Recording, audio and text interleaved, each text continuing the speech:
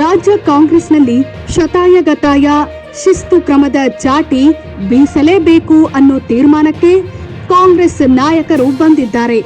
CM Siddaramaiah ಹಾಗೂ DCM DK Shivakumar ಎರಡೂ ಬಣದಲ್ಲಿ ಒಬ್ಬೊಬ್ಬರ ಟಾರ್ಗೆಟ್ ಮಾಡಿ ನೋಟಿಸ್ ನೀಡೋದು ಬಹುತೇಕ ಫಿಕ್ಸ್ ಆಗಿದೆ ಎನ್ನಲಾಗ್ತಿದೆ.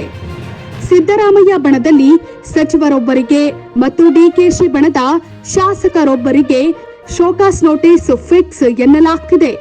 ವಾರದೊಳಗೆ ಇಬ್ಬರಿಗೂ ನೋಟಿಸ್ ಕಳಿಸುವ ಸಾಧ್ಯತೆ ಇದೆ. ಕಾಂಗ್ರೆಸ್ ಆಂತರಿಕ ಭಿನ್ನಾಭಿಪ್ರಾಯಕ್ಕೆ ಮದ್ದು ಅರಿಯೋಕೆ ಶೀಘ್ರ ಶಾಸಕಾಂಗ ಪಕ್ಷದ ಸಭೆ ಕರೆಯಲು ಎಐಸಿಸಿಯಿಂದಲೇ ಸೂಚನೆ ಬಂದಿದೆ. ಜುಲೈ 2ನೇ ವಾರದಲ್ಲಿ ಶಾಸಕಾಂಗ ಪಕ್ಷದ ಸಭೆ ನಡೆಯುವ ಸಾಧ್ಯತೆ ಇದ್ದು ಎಐಸಿಸಿ ಪ್ರಧಾನ ಕಾರ್ಯದರ್ಶಿ ಭಾಗವಹಿಸಲು ನಿರ್ಧರಿಸಿದ್ದಾರೆ ಎನ್ನಲಾಗಿದೆ. ಸಂದೇಶವನ್ನ ಎಐಸಿಸಿ ನಾಯಕರ ಮೂಲಕವೇ ಶಾಸಕರು ಹಾಗೂ ಸಚಿವರಿಗೆ ಹೇಳಿಸೋದು ಎಐಸಿಸಿ ಲೆಕ್ಕಾಚಾರ ಎನ್ನಲಾಗಿದೆ.